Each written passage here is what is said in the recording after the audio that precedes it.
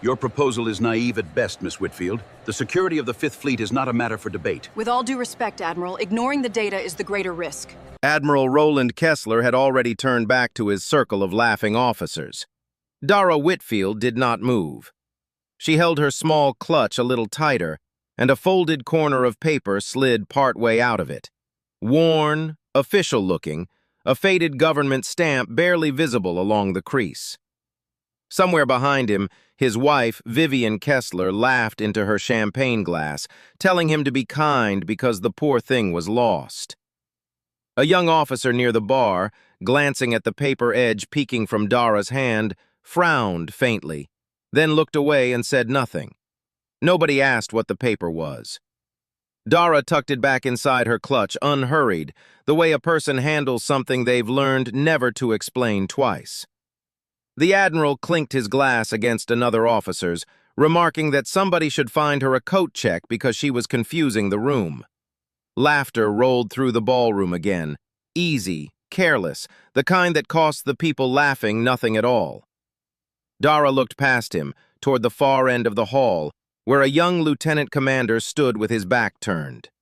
He was unaware that the woman he'd spent 15 years trying to find was standing 40 feet behind him, holding an invitation no one in that room had bothered to read. The town of Millbrook Falls had never asked Dara Whitfield very much about herself, and she had never offered. She ran a small tailoring shop on the corner of 5th and Pine, wedged between a hardware store and a laundromat that never quite stopped smelling of bleach. The sign above the door read, "Whitfield's Alterations," in hand-painted letters she had touched up herself every spring. Inside, the shop smelled of chalk and steam, and the particular sharpness of good thread. Bolts of fabric stood in neat columns along the back wall, organized not by color but by weight, the way she had once organized ammunition. She had lived in Millbrook Falls for 11 years. In that time, she had hemmed wedding dresses, mended church robes, and let out the waistbands of 100 men's suits, without once making any of them feel small for asking. She kept the shop's hours posted in the window, and she kept them exactly, the way some people keep promises. Most days, nobody looked at her twice. That was, she had come to understand, its own kind of mercy. On a Tuesday morning in March, Mrs. Adler came in with her husband's funeral suit, the one he had bought 30 pounds ago and never worn since. Mrs. Adler set it on the counter and did not look at Dara while she spoke.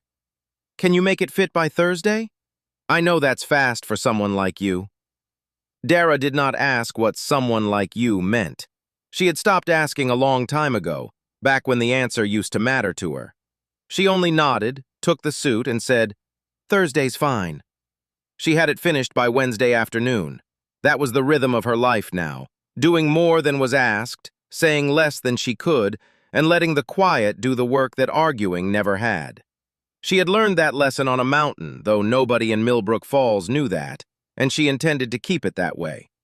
At the edge of her workbench, tucked beneath a pincushion shaped like a strawberry, sat a small wooden box.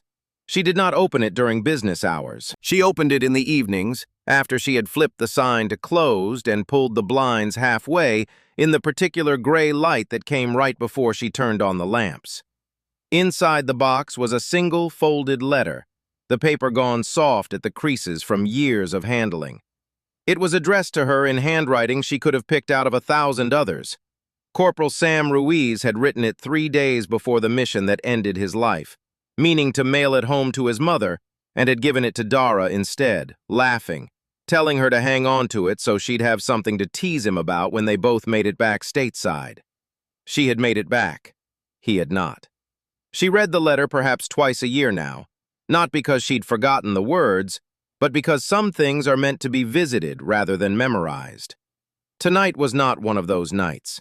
Tonight she only touched the corner of the box, the way another person might touch a doorframe on their way out of a room, a small ritual that asked nothing and meant everything. The knock at the shop's back door came later than she expected, close to 8, when the street outside had gone quiet except for the hum of the laundromat sign.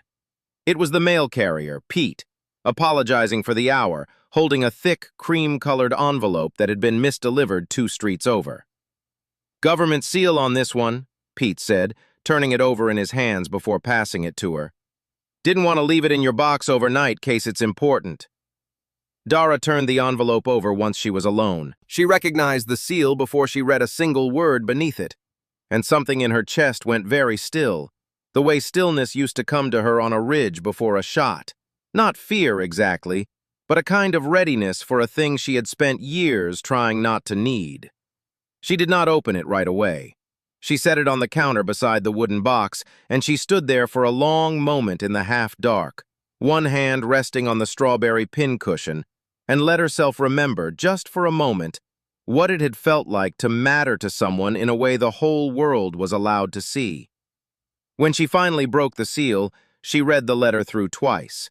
It said, in the careful, formal language of people who write letters for institutions rather than for people, that after 15 years, a mission once buried under classification had finally been unsealed. It said that a ceremony was being held. It said that men she had once kept alive through a night neither of them was supposed to survive would be present, and that their names, and the name of the man who had died beside her, would be spoken aloud, publicly, for the first time. She sat down on the stool behind the register, the same stool where she fitted hems and pinned sleeves, and pressed her palm flat against the letter the way she had once pressed her palm flat against cold rock. She did not know yet who else would be standing in that ballroom. She only knew that after 11 years of being nobody in particular, she was finally going to hear Sam Ruiz's name spoken by someone other than herself. She began looking for a dress the very next morning. Confirm your position, Saint. We need a status report before this goes any further. The voice crackled through the radio, thin and urgent, half swallowed by static and wind. Dara Whitfield lay flat against the rock, her cheek pressed to the stock of her rifle, and did not answer right away. Beside her, Corporal Sam Ruiz adjusted the spotting scope a fraction of an inch and exhaled slow through his teeth. They want a timeline, Sam said. Command always wants a timeline right when there isn't one to give. Below them, a mile and a half down a valley the maps did not bother to name, 9 men were pinned in a dry riverbed as the light failed around them. Dara could see them only as shapes now, dark commas against the pale wash of stone, and she understood without needing anyone to explain it to her that the storm rolling in from the ridge behind her was going to take the sky away from all of them within the hour. The rock beneath her had gone cold hours ago, the particular cold that worked its way up through a person's ribs and stayed there, and she had learned long before this mission not to fight it, only to breathe around it the way she breathed around everything that could not be changed by wanting it to be different. She keyed the radio once. Position confirmed, eyes on target, standing by. It was not enough for the voice on the other end. It rarely was. Copy, but I need more than eyes on target, the voice said. I need a full verification before I authorize anything from up there. Command wants to see the whole picture before they sign off on engagement. Sam glanced sideways at her, jaw tight. There isn't time for a whole picture, he muttered, not into the radio, just to her, the way he said most of the things that actually mattered. Dara didn't answer him either. She was already reading the valley the way she read every valley. The wind first, then the light, then the small telling details nobody had trained her to notice, and that she noticed anyway. The way a plant leans, the way dust moves, the way silence sits differently right before it breaks. Somewhere far below, a man shifted his weight against a rock that wasn't going to hold him much longer, and she filed that away without deciding to, the same way she filed away everything that might matter in the next 10 minutes. The radio crackled again. Saint, be advised, until we get full verification and a clean report on the ground situation, this stays a hold position. No shots authorized. Do you copy? Copy, she said. Her voice did not change at all. Sam lowered the scope for a second and looked at her, and something passed between them that had no need of words. The particular language of two people who have learned to trust each other more than they trust anyone giving orders from somewhere warm and dry and far away. They don't know what's happening down there, Sam said quietly. They're asking for paperwork in the middle of a firefight. They're asking because it's their job to ask, Dara said. Doesn't mean they're wrong to. Doesn't mean they're right either. She didn't argue with that. She had long since stopped needing to be right in the moment. She only needed to be ready when the moment came apart, because moments like this one always did, eventually, whether or not anyone above her had finished verifying it. She thought briefly of every report she had ever filed after the fact, every form asking her to describe in writing something that had happened in less time than it took to read the question, and how none of those forms had ever once arrived early enough to save anyone. Below, in the riverbed, the shapes moved. One of them dropped low behind a rock that would not hold against what was coming. Another gestured frantic toward the ridge, toward her, toward help that could not yet be authorized to arrive. She watched a third man press himself flat against the stone and go still in the particular way of someone trying to disappear, and she recognized that stillness because she had worn it herself, once, a long time ago, in circumstances that had nothing to do with mountains. The wind shifted, carrying the first cold breath of the storm across her cheek. Sam's voice dropped even lower, the calm murmur he used only when things were about to become very simple and very hard at the same time. "Wind's picking up," he said. "You're going to lose the shot window in about 4 minutes if this storm rolls in the way I think it will." "I know. They still haven't cleared us." "I know that too." She did not reach for the radio again. She understood, the way she understood wind and light and the small lies distance tells a person's eyes, that the report command wanted, the clean, verified picture, the full timeline, was never going to arrive in time to matter.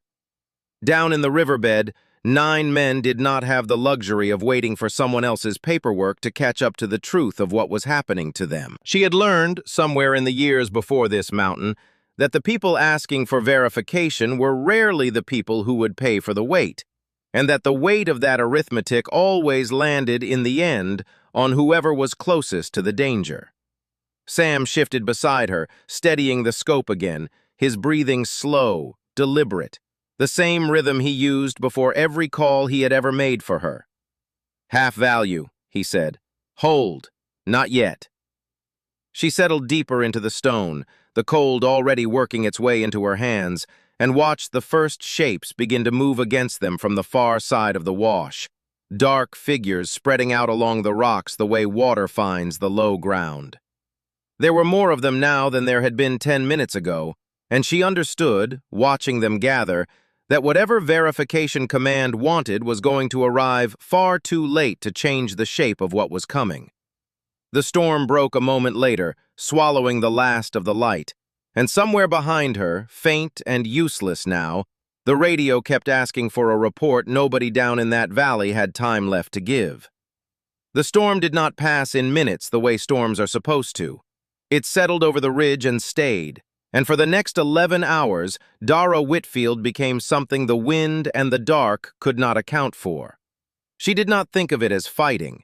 She thought of it later only as holding a door shut with her whole body while something on the other side kept testing the hinges.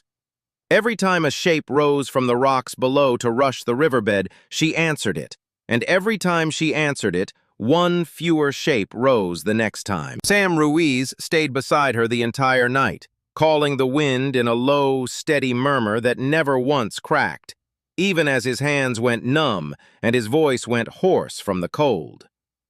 "Hold half a value," he said somewhere past hour 6, when her own hands had gone past cold into something closer to nothing at all. "Now full. Now hold." She held. Somewhere around hour 4, she had stopped being able to feel her own trigger finger as anything more than an idea, a thing she trusted to move correctly because it always had, and she flexed it between shots, one knuckle at a time, the way a person checks a lock they have already checked twice. Sam noticed. Sam noticed everything about her that night, the way a spotter learns to notice the person he is keeping alive, and every so often, without being asked, he would reach over and press his gloved hand briefly against her wrist, just to be sure the cold hadn't taken more from her than either of them could afford to lose. Near midnight, a heavy weapon crew worked its way along the far lip of the wash, close enough that the next volley would have ended everything below in a single pass. There was no time to think about range or wind or the dark pressing down over both. Sam's hand landed flat against her back, steady, grounding. "Quiet as anything," he said. "You're still here. Keep breathing." She kept breathing. The gun crew never fired. There was a stretch after that, 20 minutes or perhaps longer, when nothing moved at all, and the two of them lay in that terrible stillness, listening to the storm work itself into something worse. And Sam had talked, low and constant, about nothing in particular. A diner back home that made biscuits the size of a man's fist. A dog he'd had as a kid that used to steal his shoes. The sound his mother's screen door made when it swung shut behind her. Dara had not answered much of it. She hadn't needed to. She understood, even then, that he was not talking to fill the silence for himself. He was talking to keep her tethered to something warm, while the rest of the night tried to take that from her 1 hour at a time. It was near the end of the night, when the storm had begun to thin at last and dawn was still an hour off, that Sam saw the movement behind them half a second before she did. Men had worked their way up the back of the ridge in the cover of the weather, hunting whoever had been keeping the valley closed all night. Sam did not call out a warning. There was no time for one. He put himself between the danger and her, and in the half-second that bought her to turn, he was the one who paid for it. The sound he made was small, almost nothing, swallowed by the wind before it could become anything larger, and by the time she had turned back to him, whatever had needed ending was already ended. When the shooting stopped and she reached for him in the dark, his hand was still closed around the spotting scope and he did not answer her. She said his name twice, quiet, the way you say a name when some part of you already understands there will be no answer, and then she did not say it again. She did not have time to fall apart. There were still men breathing in that riverbed, and the night was not finished with any of them yet. She took his dog tag and put it around her own neck, the metal still warm from his skin, and she went back to the gun alone, and she finished what the two of them had started together, calling her own wind now, in a voice she barely recognized as hers. When the sky finally lightened and the aircraft could reach the wash, she came down off the ridge on foot to help pull out the last of the wounded, because the extraction bird could not land close enough, and because she had never once in her life left a job half-finished. Her legs did not want to hold her at first, 11 hours of stillness having settled into her joints like something poured and left to set, but she made them move anyway, the way she had made every part of herself move that entire night, because there was still work left, and the work did not care how tired she was. The youngest of them lay in the gray light with a wound in his leg, barely conscious, and she knelt over him and worked the bleeding closed with hands that had not stopped being steady even after 11 hours of holding a door shut with her whole body. He looked up at her, too far gone to hold much of anything in focus, his lips moving around words that never quite became sound, and what he saw, before the aircraft crew pulled him onto the bird, was a woman's face he would spend the next 15 years trying to describe to people who never quite believed him. Then she was gone, back up into the rocks, to bring home the only person who had ever really seen her. The gala, 15 years later, moved around Admiral Roland Kessler the way Rooms had learned to move around him for most of his career. Easily, admiringly, a little afraid. He told the story of the ridge often. He had told it at dinners, at promotion boards, at the kind of gatherings where a man's reputation is built one polished sentence at a time. He told it beautifully, the way a man tells a story he has smoothed the rough edges off of over many retellings, about a unit pinned in a riverbed on the far side of the world, about a storm that should have ended 9 lives, and about an unseen shooter on a mountain who had somehow, impossibly, kept them all alive until morning. He told it because his own son had been one of those 9 men. He never told the part he did not actually know, which was nearly all of it. He had never learned the shooter's name. The mission had been sealed so completely that even a man with his rank had only ever been given a single word to hold on to, a call sign the survivors said like something between a rank and a prayer. "To Saint," he would say at the end of it, lifting his glass, and the table would go quiet in exactly the reverent way he had learned to expect, and he would let that quiet sit there and warm him for a moment before moving on to the next story. He liked the story best for what it did to a room, the way grown officers went soft and thoughtful for a moment before remembering who was telling it, and he had never once, in 15 years, considered that the warmth belonged to someone else entirely. It had never once occurred to him, in 15 years of telling it, to wonder where she might actually be standing.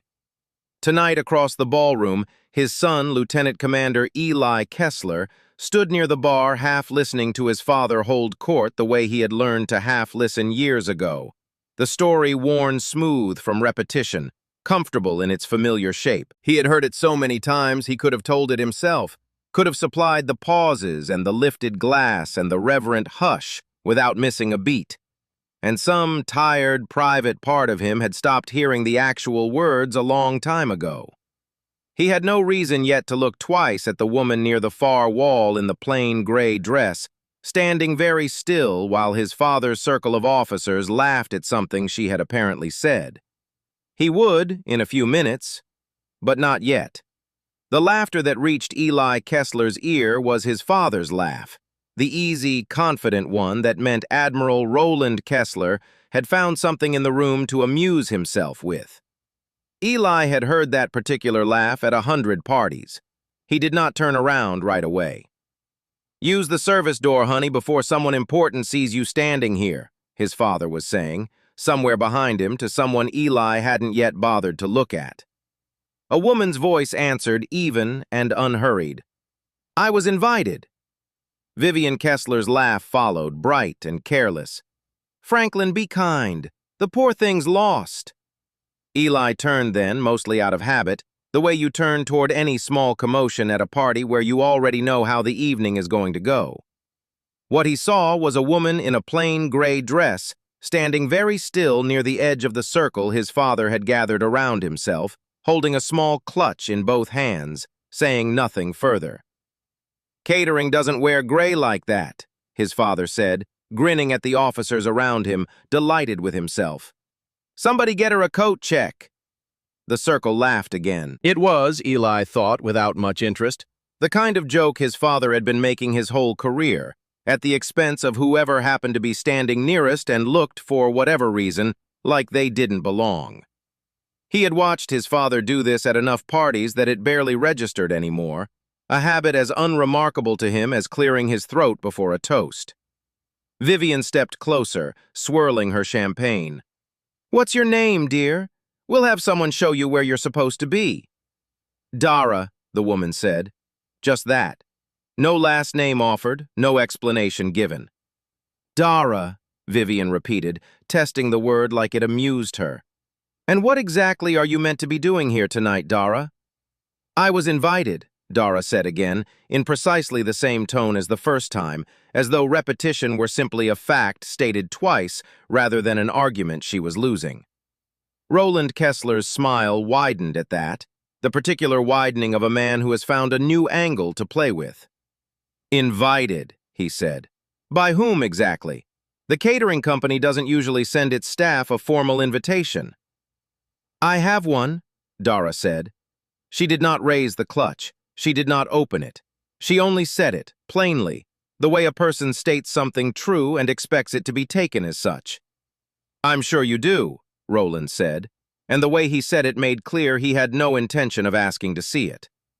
A woman near the edge of the circle, someone's wife, someone whose name nobody would remember later, laughed softly into her glass, and the laugh gave the other officers permission to laugh again too, the way permission works in rooms like that one, quietly, without anyone ever quite deciding to grant it. Near the bar, Petty Officer Cole Tran had stopped talking to the two men beside him and was watching now with the particular stillness of someone who has noticed something is wrong and has not yet decided what, if anything, he is allowed to do about it. He had seen the folded paper in her clutch earlier, just the corner of it, stamped with a seal he didn't recognize but understood somehow to be official. Nobody else seemed to have noticed it at all. "Somebody should check that," Cole said quietly, mostly to himself, and the officer beside him gave him a look that suggested he mind his own evening. "You worried about the catering staff's paperwork, Tran?" the officer beside him said, not unkindly, more amused than anything, and Cole let it go, the way a young man lets things go when the room has already decided which direction the evening is moving in, and he has not yet worked out how to turn it. Roland Kessler was not finished. He rarely was once a room had started laughing with him. He lifted his glass higher, and something in his posture shifted into performance, a man addressing an audience rather than a person. "A toast," he announced, loud enough to draw a few more eyes toward the small scene at the edge of the ballroom. "To the help, wherever she's actually supposed to be standing tonight." A ripple of laughter went through the nearby crowd, uncertain in places, eager in others. Somewhere in the middle distance, a phone rose to catch it, and then a second one, the small blue light of a recording indicator blinking in the low chandelier glow. Dara did not flinch. She stood the way she had stood on a ridge 15 years before a storm. Weight settled, breath even, the particular stillness of someone who has already decided that this moment, whatever it cost her, was not the one worth spending her voice on. She had learned a long time ago that a room like this one would eventually run out of things to say if nobody gave it anything new to work with. And she had decided, somewhere in the first 30 seconds of this conversation, that she was not going to be the one to feed it. "You should be careful who you decide isn't worth your time," she said, quiet enough that only the people closest to her caught it clearly. Vivian laughed outright at that, delighted. "Oh, she's got some spirit after all." Roland leaned in then, grinning, milking the moment for whatever it was worth to the small crowd now watching. "Go on then," he said. "Enlighten us. What exactly are you, if not catering?" It was in that lean, that small closing of distance meant only for effect, that his hand brushed briefly against her wrist, and the loose cuff of her sleeve slid back an inch further than either of them intended. Along the pale skin above her wrist, thin and old and unmistakable once seen, sat the raised line of a scar that ran up toward her collarbone, the kind a body only earns from something that very nearly finished it. Nobody in the immediate circle understood yet what they were looking at. Roland glanced at it for half a second and dismissed it entirely, already turning back to his audience for the next line he was preparing. Some men's minds so full of the sound of their own voice that there is no room left in them to notice anything that might interrupt it. But across the ballroom, Eli Kessler, who had spent 15 years describing that exact scar to doctors, to therapists, to anyone who would sit still long enough to listen to him try to explain the woman who had saved his life on a mountain he was never allowed to name, went suddenly and completely still, his glass forgotten halfway to his mouth, the noise of the ballroom around him falling away into something distant and unimportant. Eli Kessler crossed the ballroom without any clear memory of deciding to move. People stepped aside for him the way people step aside from something moving with purpose, though he could not have said in that moment what his purpose was beyond reaching her before the distance between them closed into something he couldn't undo. His heart was doing something strange and enormous in his chest, some old animal part of him recognizing, before the rest of him had caught up, exactly what he was walking toward. He stopped in front of Dara Whitfield, close enough now to see the scar clearly, the same raised line he had traced with his own finger 100 times in his mind, trying to describe it to people who nodded politely and never quite believed him. His eyes moved from her wrist to her face and back again, and when he finally spoke, his voice came out cracked and much younger than he meant it to sound. "It's you," he said. "My God, it's actually you!" Dara went very still. She had learned that boy's face 15 years ago in the gray light of dawn, half-conscious, bleeding, too far gone to hold her features in focus. She had spent 15 years not knowing whether he had lived long enough to reach the aircraft, had carried that particular unanswered question quietly through 11 years of hemming dresses and mending suits, and here, at last, without warning, stood its answer. "You made it home," she said. It was not a question. It was 15 years of a wound she had never let herself name, closing over at last. Roland Kessler's smile had not yet caught up to what was happening in front of him. "Eli," he said, half laughing still, "do you know this woman?" Eli did not look at his father. His hand was already moving toward the inside pocket of his jacket, and when it came out, it was holding a small brass coin, its edges worn smooth from years of being turned over by a thumb that had never quite stopped needing something to hold on to. "We had these made," Eli said, his voice breaking further with every word. "All 9 of us. We never knew your name. We never knew your face. We only knew you were real, and we swore we'd never stop looking." He pressed the coin into her hand and closed her fingers around it, the way a person closes something precious before they can talk themselves out of letting it go. "I have a wife. I have a daughter. They exist because of you. Every single thing I have exists because of you." The ballroom had begun, in the way rooms do, to notice that something larger than a joke was unfolding at its edges. Conversations faltered. Phones that had been raised for mockery a few minutes earlier stayed raised now for an entirely different reason. Somewhere near the back, a woman set down her drink without seeming to notice she'd done it, and the small clink of the glass against the table carried further than it should have in the sudden hush. At the front of the hall, near the small stage where the evening's formal program had not yet begun, General Marcus Voss set down his own glass and studied the scene with the particular stillness of a man who has recognized something before anyone around him has caught up to it. He had known from the moment Dara Whitfield walked into the room exactly who she was. He had watched the last 10 minutes unfold from across the room with an expression that had slowly, deliberately closed like a door. And he had waited, the way careful men wait, for the exact moment when stepping in would matter more than stepping in early. He stepped to the microphone and tapped it once. The sound cut cleanly through the murmur. "Ladies and gentlemen," he said, and though his voice was not loud, it filled every corner of the hall the way only certain voices can. "We are here tonight to finally do, in public, something that should have been done 15 years ago." He looked directly at Dara. "Tonight, this room honors a woman whose actions were sealed under classification for 15 years. She held a position alone, through a storm, for 11 hours, and brought 9 men home who otherwise would not have survived the night."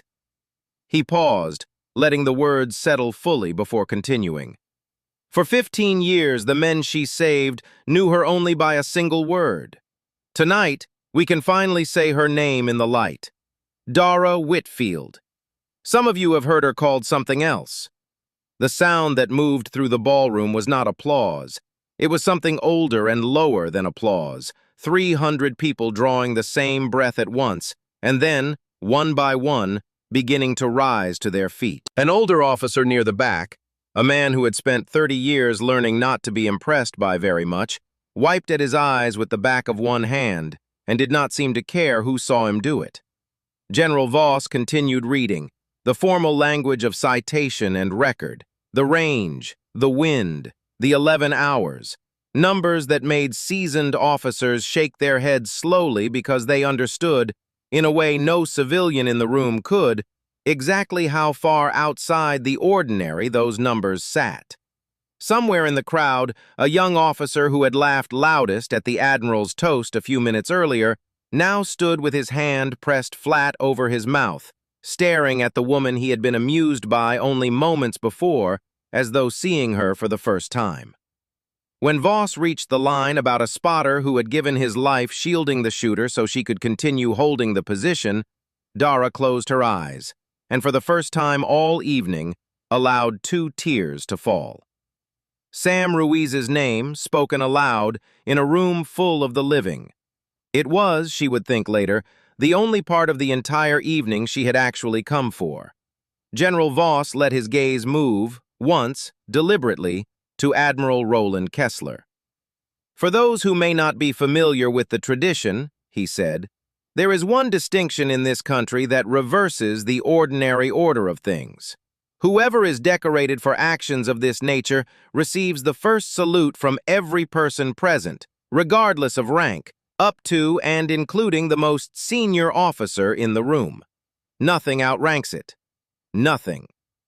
Roland Kessler stood frozen at the center of a circle that, moments earlier, had been laughing at his jokes. Now every face in that circle had turned toward him instead, and the weight of all of it landed on him at once.